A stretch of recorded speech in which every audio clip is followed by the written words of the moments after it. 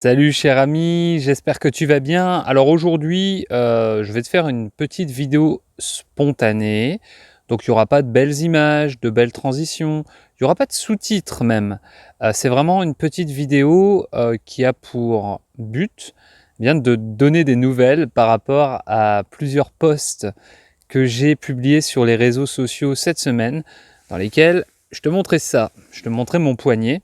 Et évidemment, beaucoup m'ont demandé ce qui s'est passé. Le but, c'est vraiment de façon spontanée, comme ça, dans la nature, que je t'explique ce qui m'est arrivé pour te donner des nouvelles, d'une part, et évidemment, d'autre part, pour que tu apprennes un peu de vocabulaire lié aux accidents, lié aux fractures.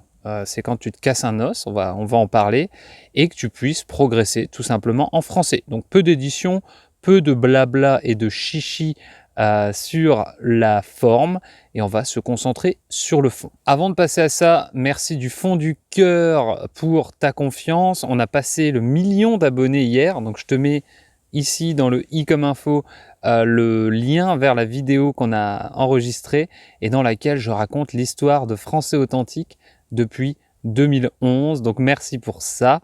Et maintenant, laisse-moi te dire ce qui m'est arrivé. En fait, c'est relativement simple.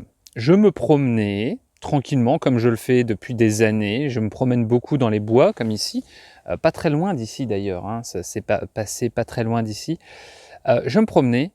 Mon pied s'est coincé dans une branche. Je suis tombé.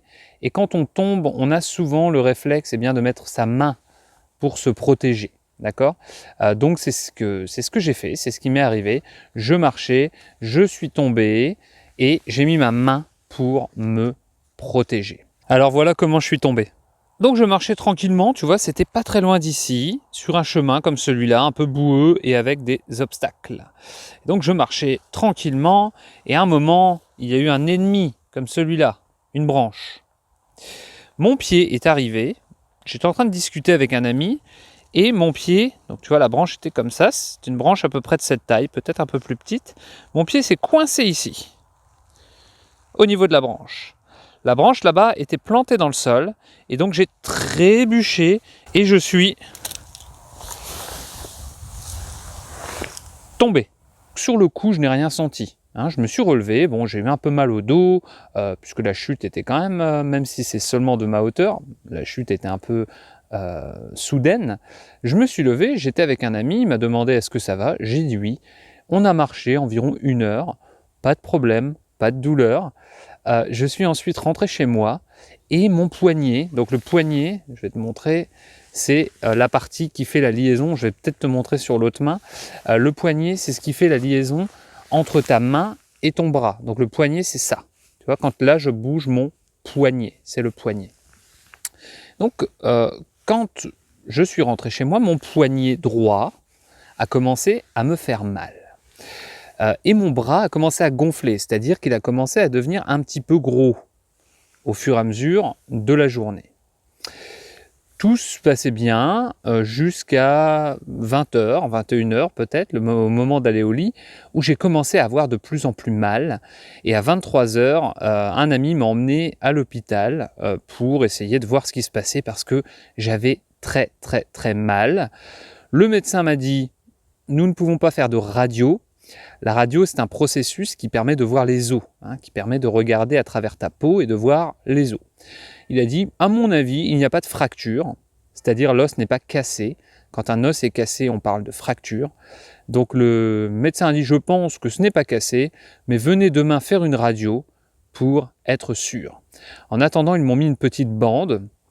Donc là, ce que j'ai, c'est dur. C'est un plâtre. Une bande, c'est la même chose, mais juste enroulé. Donc tu peux encore bouger ta main. Donc j'ai passé une nuit épouvantable, j'ai pas le souvenir d'avoir passé une si mauvaise nuit dans ma vie, j'ai pas dormi et j'ai souffert énormément toute la nuit. Et quand je suis retourné le lendemain faire la radio et voir un autre médecin, ils m'ont dit « vous avez une fracture du scaphoïde ».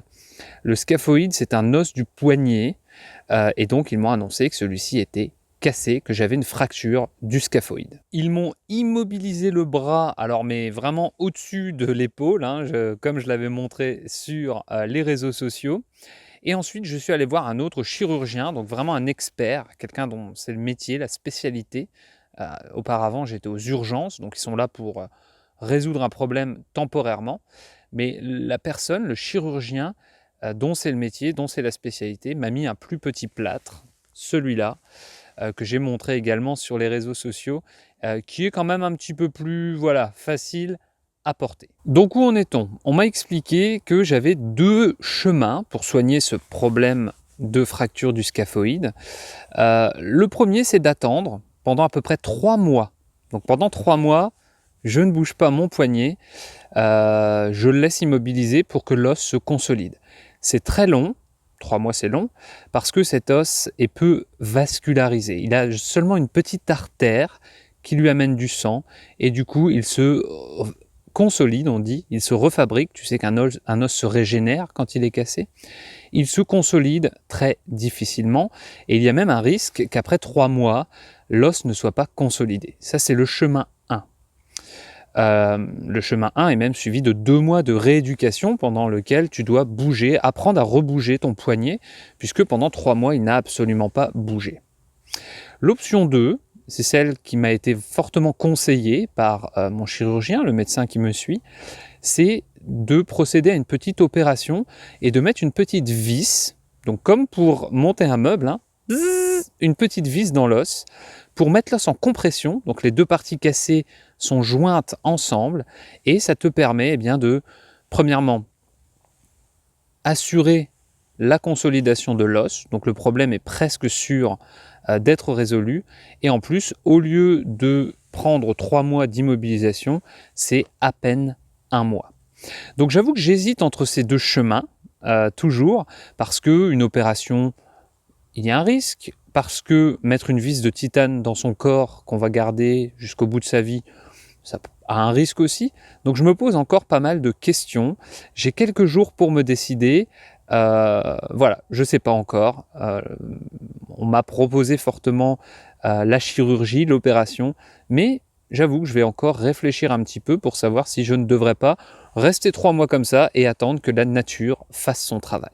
Et bien sûr, ça tombe pas au bon moment, ça ne m'arrive pas au bon moment, puisque dans 1 mois et demi maintenant, mon 3e enfant va naître. Céline et moi avions fait une vidéo, donc tu la retrouves ici, dans laquelle on avait parlé de la naissance de mon fils, donc mon 3e enfant, fin janvier. Et forcément, c'est difficile. Je ne peux pas conduire, je ne peux pas vraiment aider ma femme, donc jusqu'à présent, c'est moi qui faisais les courses pour la soulager, puisqu'elle est enceinte. Et donc, ça tombe au mauvais moment. Et c'est toujours comme ça, en fait. Je voudrais conclure sur une note un peu de développement personnel pour t'aider si un problème de ce type t'arrive, ou si un autre challenge de la vie t'arrive, ou challenge de la vie. Ça tombe toujours au mauvais moment, ces choses-là. Et plutôt que d'essayer de se plaindre ou de passer pour une victime, de se dire mais c'est injuste, pourquoi j'ai glissé sur cette branche, pourquoi je suis tombé, pourquoi je vais avoir le poignet cassé, j'ai vraiment pas de chance, c'est dur. Eh bien j'essaye premièrement de relativiser, c'est-à-dire me dire c'est pas grave, là au pire pendant 3 mois ma main va être bloquée. Certains ont perdu un membre, perdu un bras, perdu une jambe. Certains n'arrivent plus à marcher. Certains ont perdu un membre de leur famille. Donc ont des problèmes beaucoup plus graves que le mien. Moi, c'est pas grave. C'est ennuyeux, c'est embêtant, bien sûr, mais ce n'est pas grave. Donc premièrement, relativiser. Et deuxièmement, essayer d'aller plus loin en cherchant le positif dans la situation négative. Et ça, c'est un réflexe que j'ai maintenant réussi à acquérir, qui est tiré de mon étude du stoïcisme, les fameux philosophes antiques qui sont apparus en moins 300 avant Jésus-Christ et qui, pendant plusieurs centaines d'années, ont partagé un peu leur sagesse. J'essaie toujours de voir quel est le positif dans le négatif, parce que chaque épreuve, chaque chose négative qui arrive dans ta vie renferme forcément du positif. Donc j'ai commencé à me dire, Johan, c'est quoi le positif?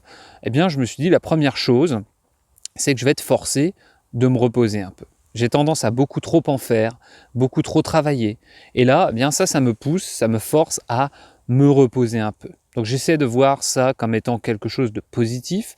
Je vais me reposer un peu, je vais lire beaucoup, je vais réfléchir, et ça tombe bien puisque nous approchons des fêtes de Noël.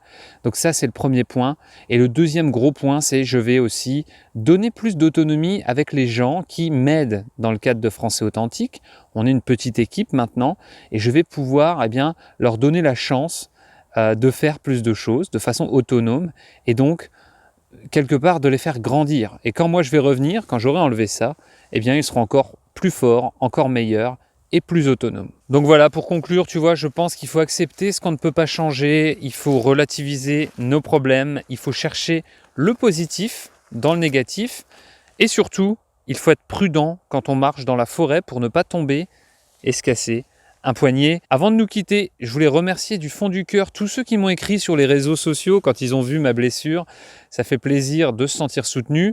Dis-moi en commentaire si tu aimes ces petites vidéos enregistrées vraiment de façon artisanale, comme au début de Français Authentique. Là, j'ai seulement un trépied, l'image tremble un peu. Enfin, j'ai pas de trépied, j'ai seulement une perche au bout du bras. Ça tremble un peu, il n'y a pas de sous-titres. Donc de temps en temps, si tu le souhaites, mais il faut me le dire en commentaire, je pourrais faire des petites vidéos comme celle-ci. Merci de m'avoir suivi. À très bientôt les amis. Salut. Aïe, c'est pas cool la branche. Mais bon, je t'en veux pas, c'est pas de ta faute. Allez, à plus.